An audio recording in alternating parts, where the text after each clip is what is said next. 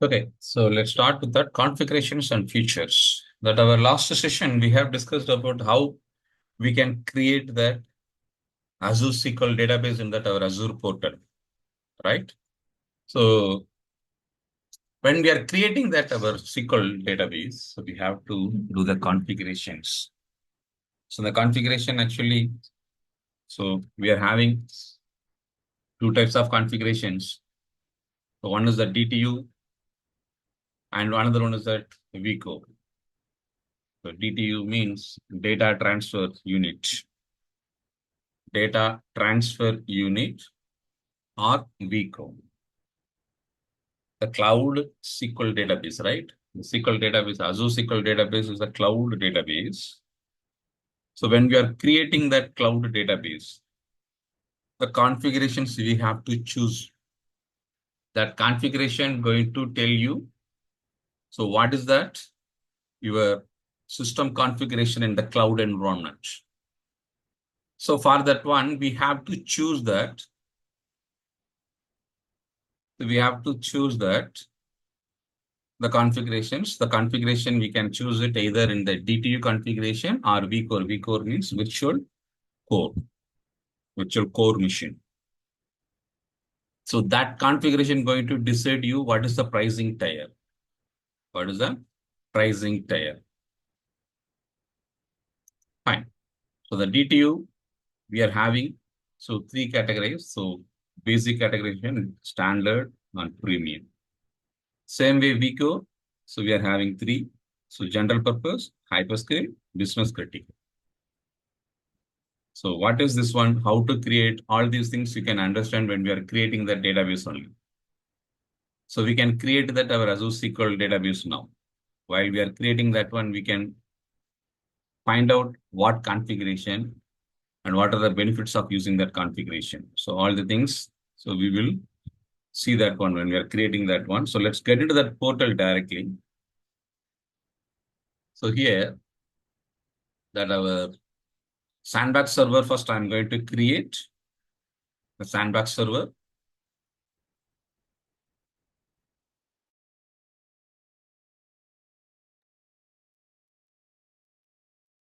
Start the browser.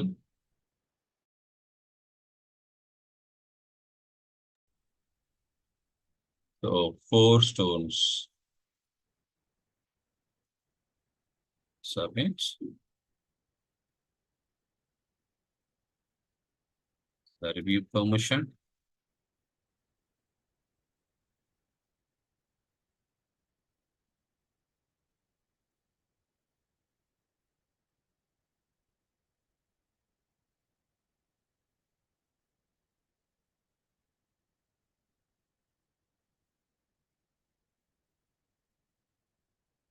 Accept it.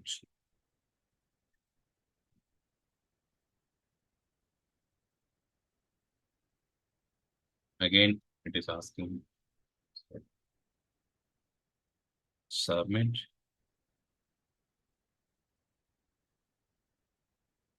So now it is checking that sandbox availability.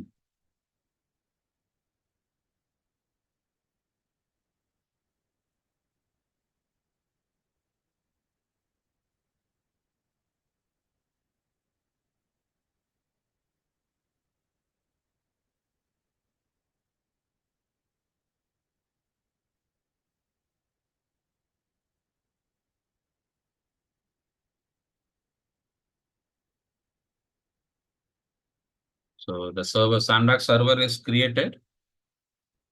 Go to the less equal settings. So click this Azure portal. So that server, from the server, the Azure portal will be created.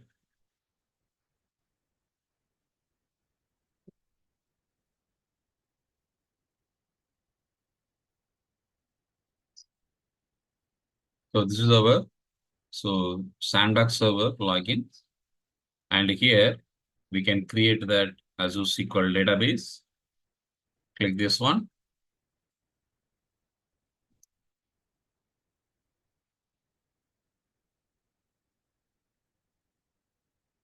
So I'm going to take that free offer, that apply offer option. I'm going to choose this one. And subscription, the default one, the conscious subscription. This is the one, the default one, because we are using that sandbox server. And resource group also, we can use that default one.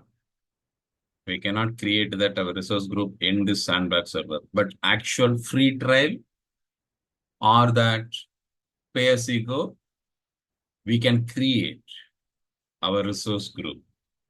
But here we cannot create that resource group since it is that sandbox server, the sandbox server only for the learning purpose. It will not allow to create that new resource group. The default one, we have to use it. Fine, the database I'm going to create, the database if you are going to create means you need that database server. The server, as of now, I don't have anything, so that I'm going to create the new server. The server name should be globally unique name. The unique server name, we have to choose it. So the unique server name here, I'm going to use this one, that SQL Server Siva, something like this one. And the region, the East US only I'm going to select, and authentication method for that SQL server. I'm going to choose that SQL authentication. Then you have to choose that username and password. Username and password. And click the OK. So here, that configuration. That configuration, what we are going to choose. Actually, this one, I have selected the free offer, right? The compute and storage option. Compute and storage. Compute is nothing but it's representing that your virtual machine. Compute means your computer. And storage. The storage, since I have selected this free offer, free database offer applied. So by default, some configuration selected. I'm selecting this one. Here I don't have option for creating that custom configuration. I don't have option for creating that custom configuration because I have chosen that free database offer option. It's a preview only. But I want to understand the different configuration so that I'm going to remove this offer. This offer you can remove from here. The remove offer if you are choosing means here, select this configuration. Now you can see that on the service tier option.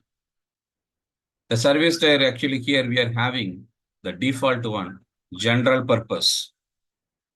The general purpose. The general purpose, most budget friendly. They have mentioned like the most budget friendly.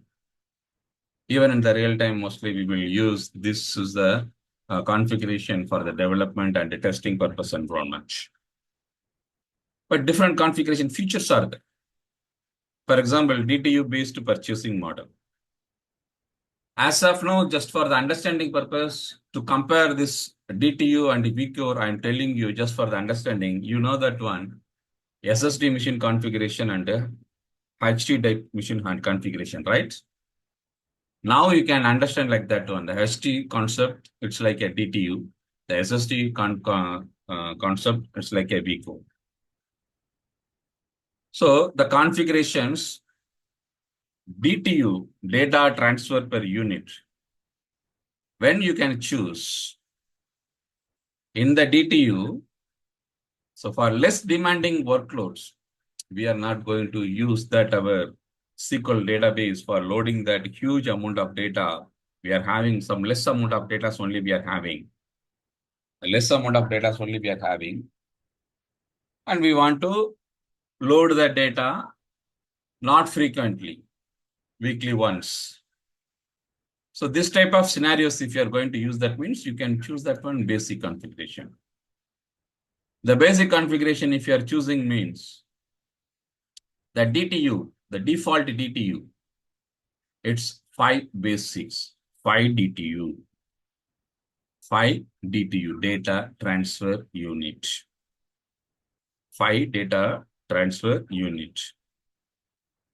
So the DTU, just for the understanding, again, I'm telling you, one DTU, imagine, it is not exact size, just imagine how the DTU going to help for the performance.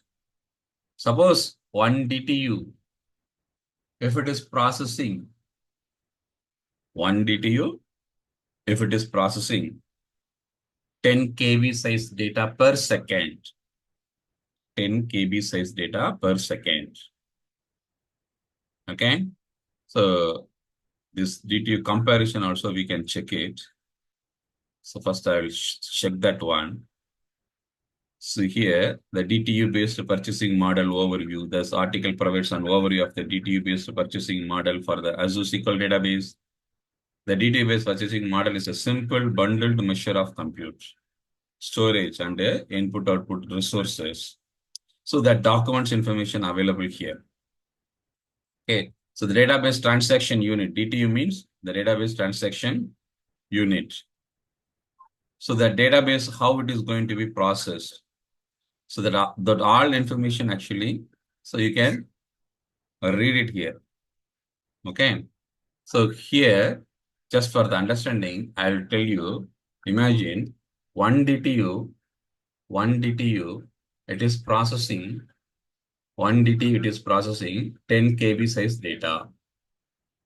10 KB size data. Then 5 DTU means 50 KB size data per second.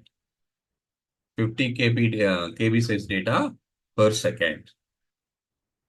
Okay. So here, the DTU, whenever you are increasing the DTU size, the processing, so it will get increase. Okay. So for the per DTU, the cost, this is the one they are charging. Per DTU, this is the one they are charging. So total 5 DTU, this amount, the estimated cost per month. Estimated cost per month. Suppose if you are choosing that standard in the DTU, in the standard one, budget friendly, you can customize. Basic, the default one, you can use it, you cannot do the customization, the DTU selection. But in the standard,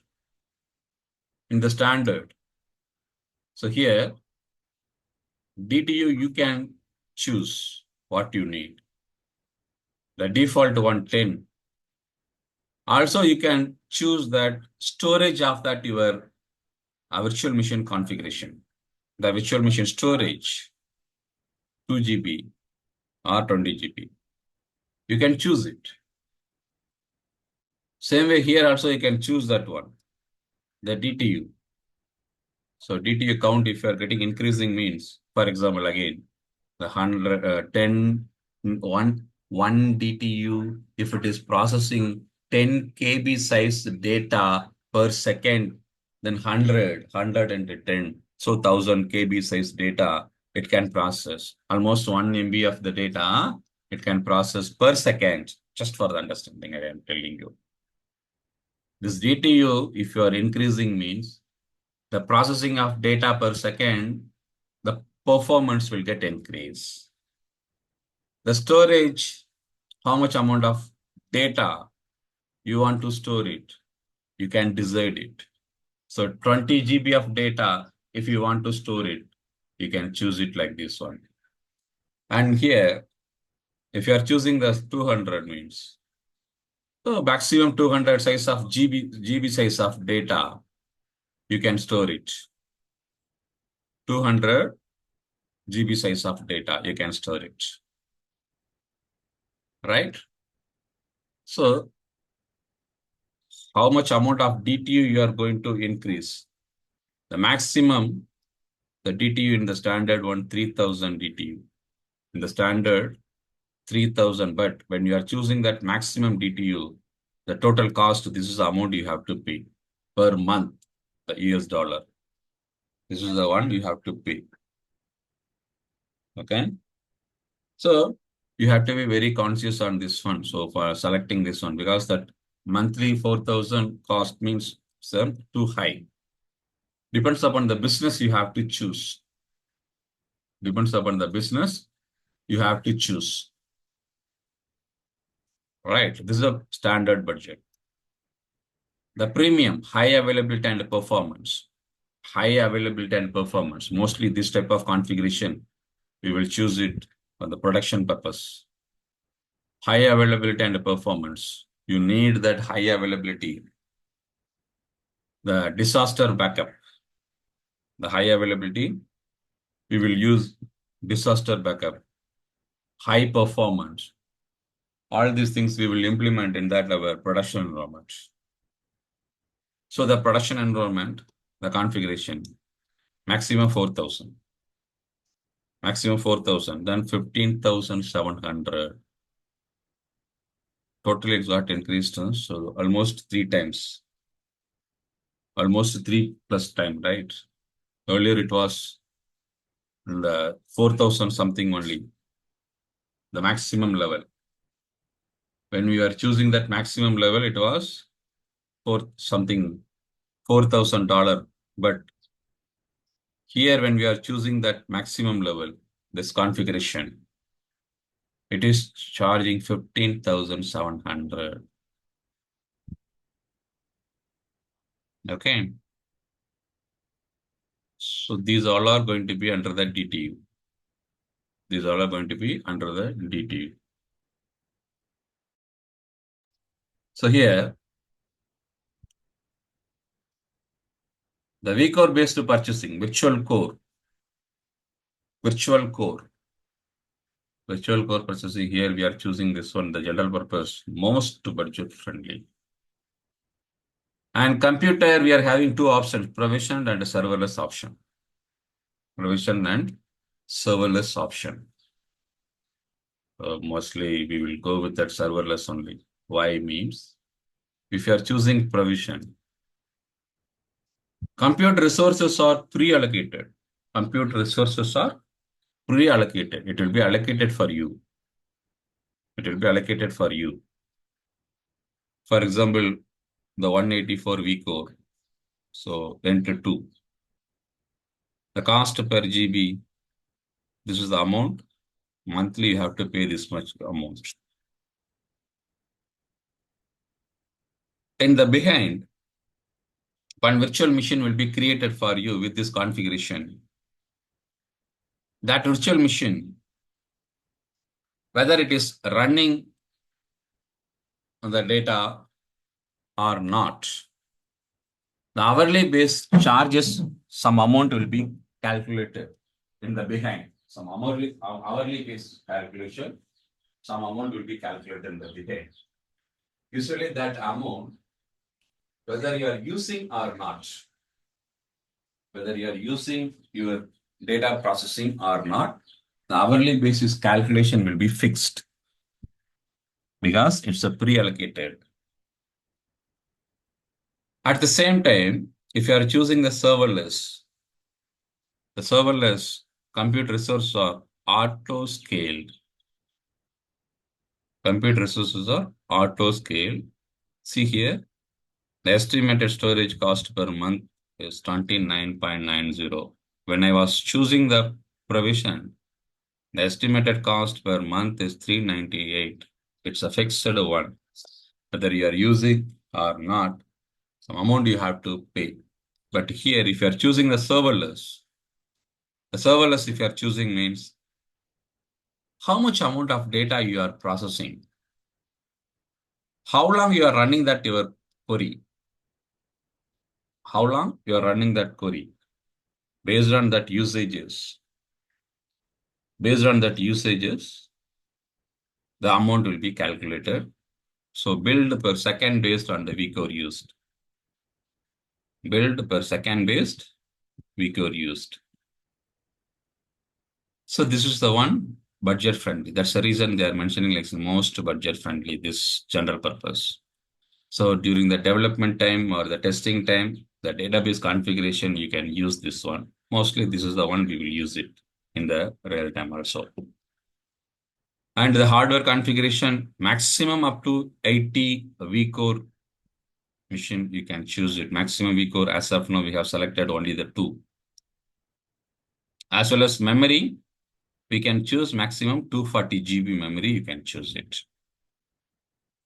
The memory data storage memory.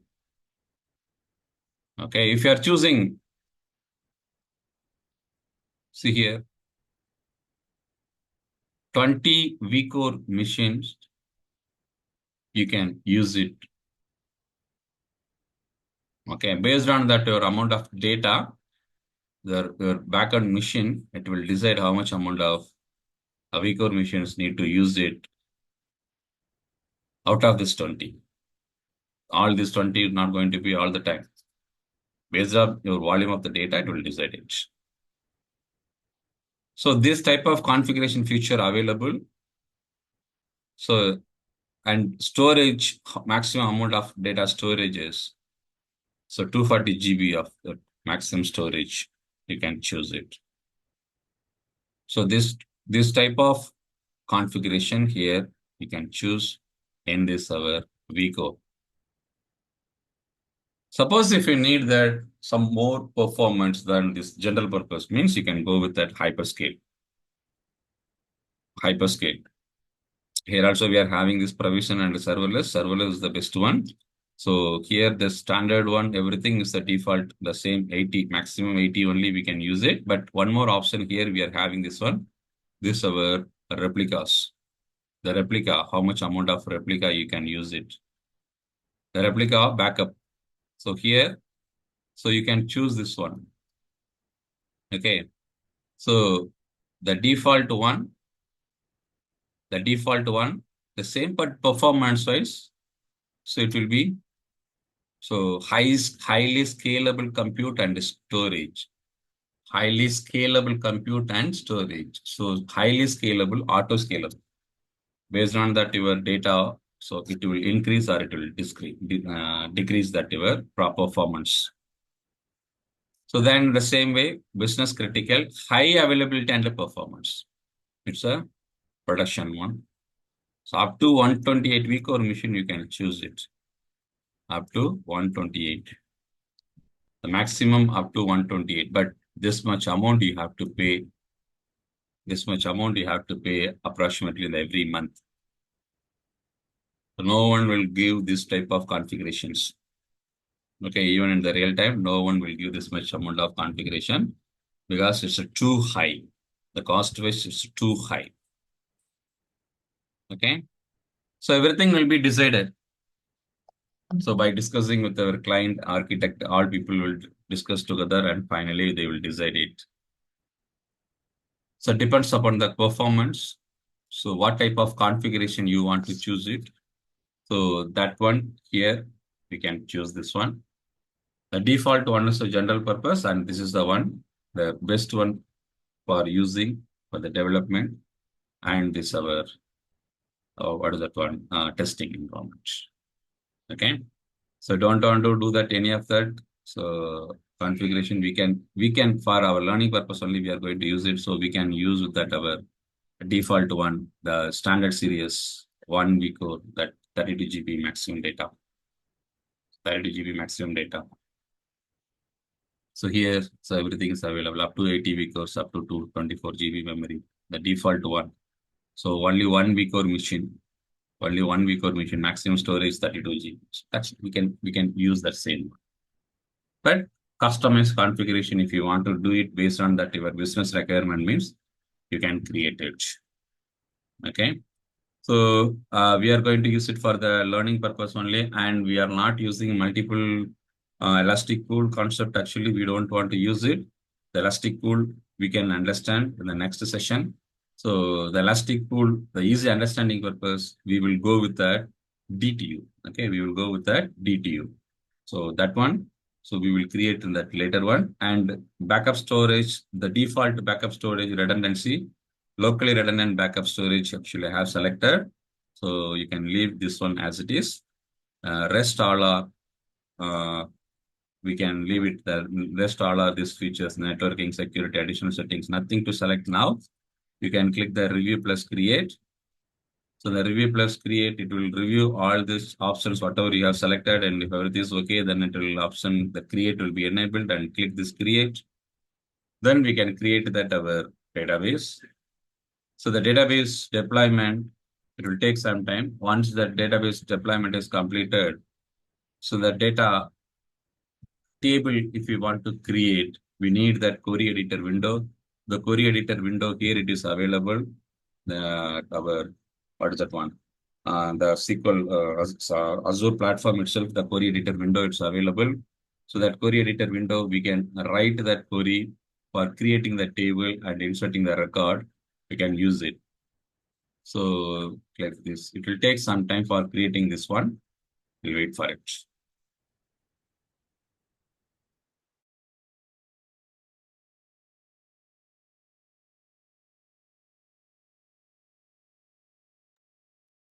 So that our database is created, go to the resource. So once we have created that our database, first we have to do the firewall setting. Then only we can log in into that our database. Otherwise, it will not allow by default. By default, our login, so that will be disabled. So query editor window, I will show you in the query editor window. The query editor window is the place where we can write the query. The query editor window. Here it will ask to log in using that your credential. The credential, this is the one we have created. The admin Ziva and provide the password. See here. The instance specific error occurred while establishing a connection to the SQL server. Connection was denied. Connection was denied. Since deny public network access is set to yes. So here, that public setting where we can do it, go to this firewall setting, select a network option. You have to add that your client IP. You have to add that your client IP. So the client IP, if you're not able to find out the local, so you can. So what is my IP address? What is my IP address.com? It will show that your IP address, the local IP address.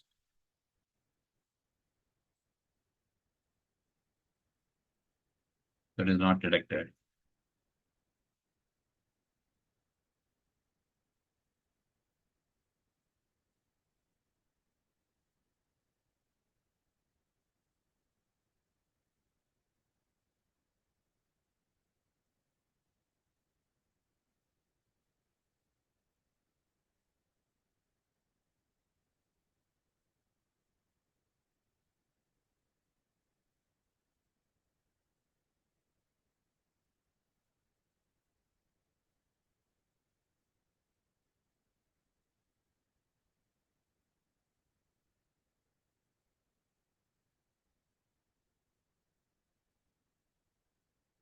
I think some network issues there, so not able to find out.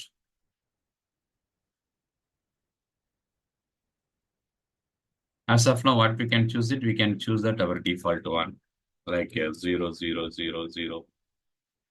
Maximum it can allow up to the 255.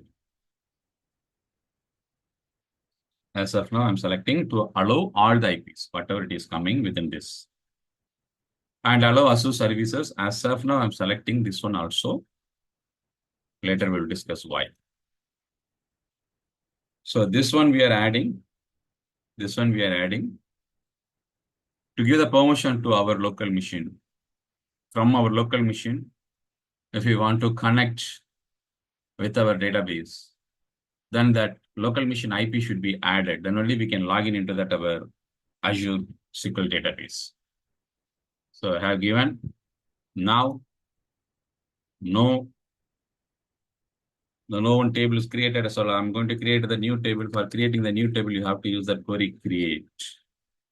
The SQL query for creating the table. Create table name. So column name you have to provide and data type you have to mention integer. Column name. column name. So data type, it is going to be that varchar data type. Column location, the column location also going to be in that varchar data type and the size of the characters. So you can write the query like this, and you have to click the run button. The run button, it will execute that your query. The query is succeeded. Affected rows 0. Affected rows 0. See here, you can see that one, the dbo.customer. The dbo.customer, the table is created. Like this, I'm going to create one more table. Create table employee. So the employee ID going to be integer, employee name going to be that varchar, the employee location, I'm going to create that data type, the varchar, and I want to run only this query. I want to run only this query, click this, select this query and run this one. The table will be created again. You can refresh it, you can see this one. Yes. See here, if you want to insert the record into that your table, insert into the table name, values of. The table name, values of. So insert into customer values of customer table. I'm going to insert the customer ID. It is going to be 1, customer name, comma, customer location. Right? So single record I'm going to insert. You can select this query alone and then you can run it. And then you can run it. Yes. I am able to insert the record. 1 rows affected. 1 rows affected. So here I'm going to insert another record like 2. Right?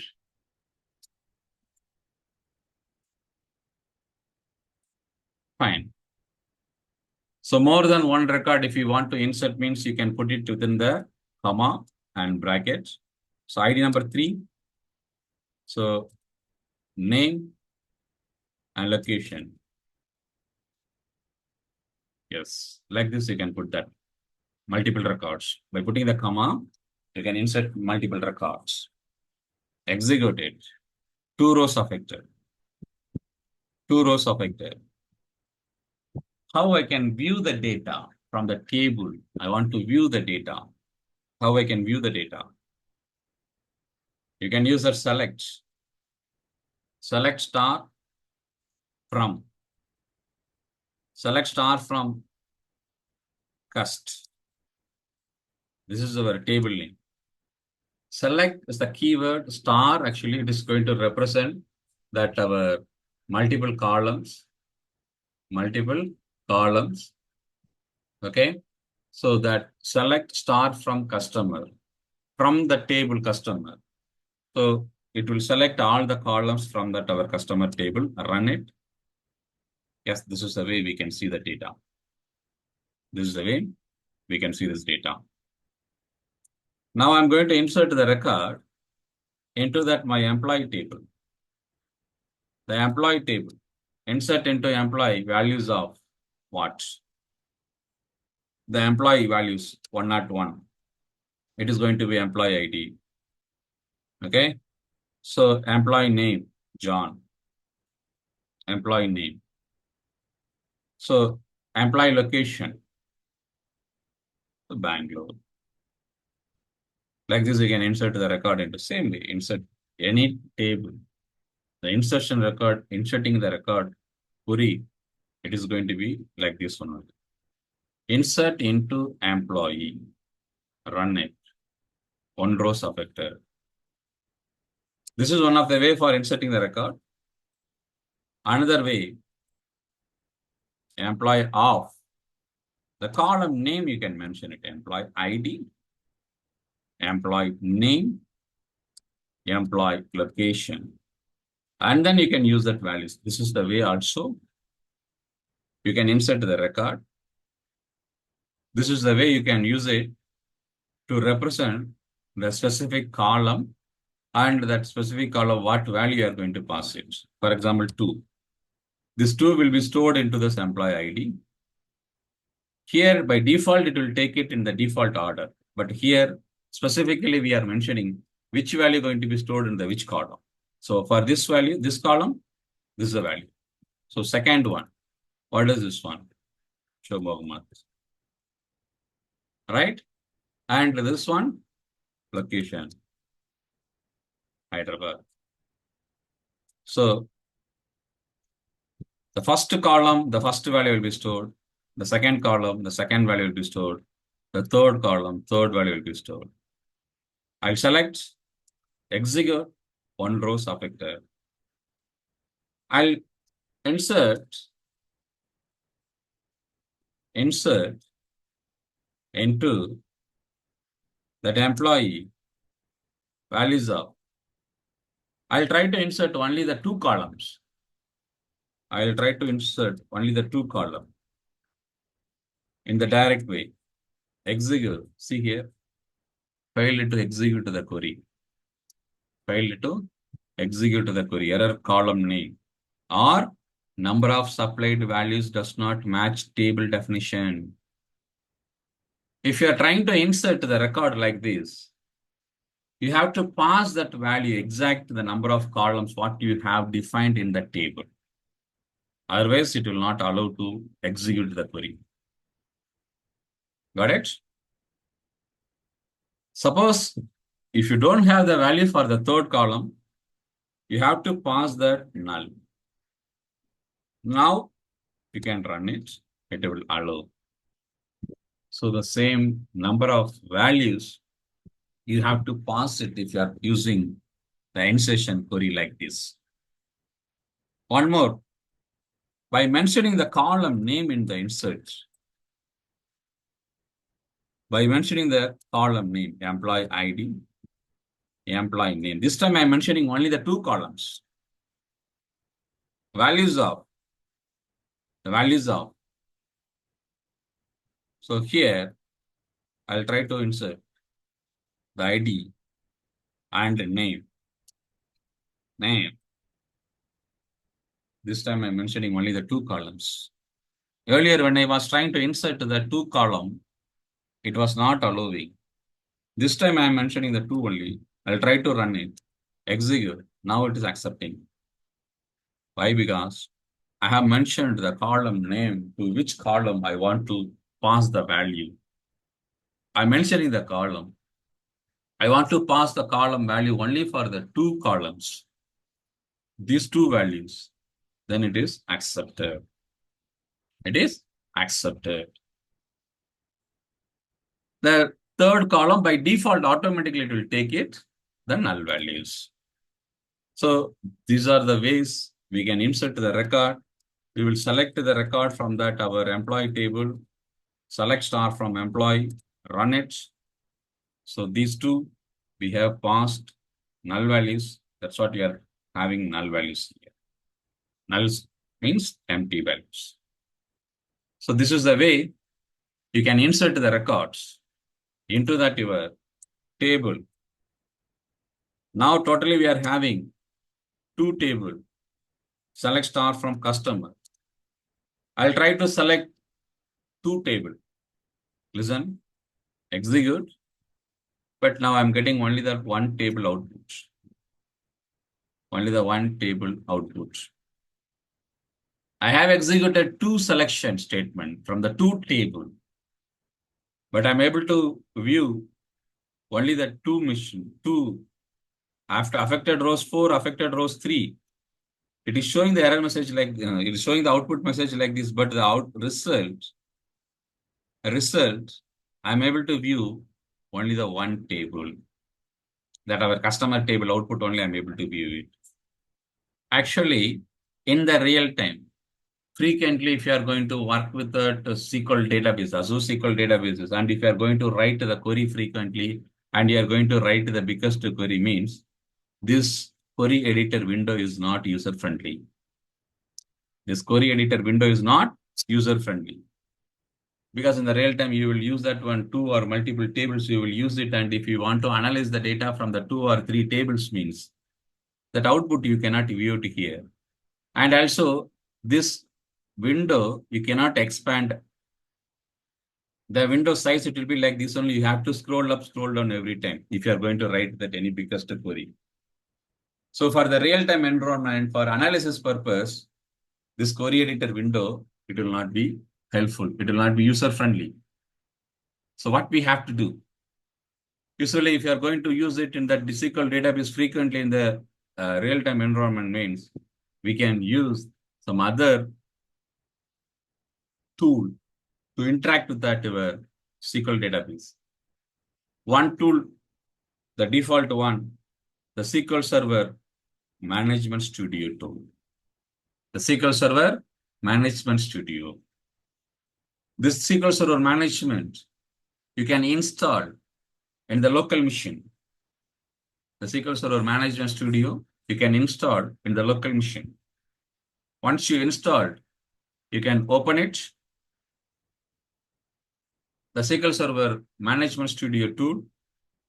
So in the local, you can install it. So from where you can download, you can go to this Google.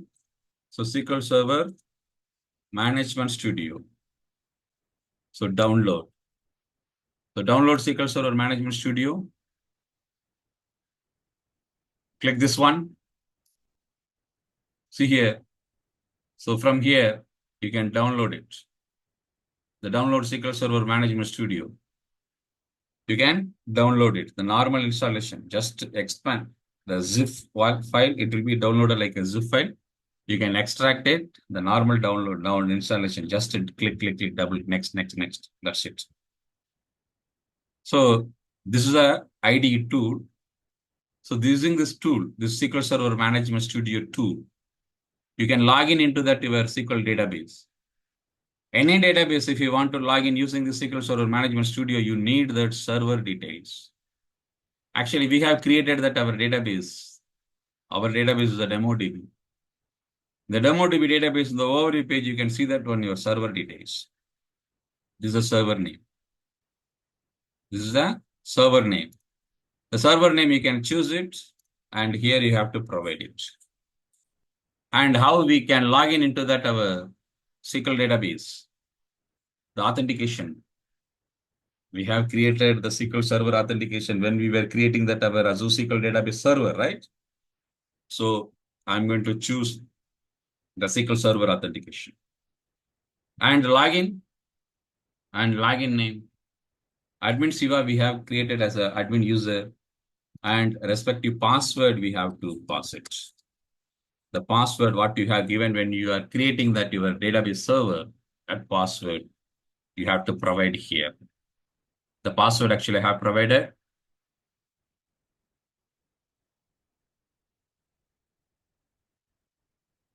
Now that databases, under the databases folder, you can see that your database, this is our database DemoDB. Under the tables, you can see that all the tables. Yes, we have created 2 tables from that our query editor window. So those 2 tables are available. Now I have connected with my Azure SQL database from that local SQL Server Management Studio. So using this Management Studio, we can connect with that Azure SQL Server. Azure is a Microsoft product. This SQL Server Management also Microsoft product. So this SQL Server Management Studio will support to connect with that your cloud database, the Azure database. And where I can write the query in this studio, this Management Studio, you can see that one, the new query. The new query option, if you're selecting, it will open that or it will create that query editor window. It will create that query editor window. So here, the DemoDB is at our database. The DemoDB is at our database. And I want to select the record.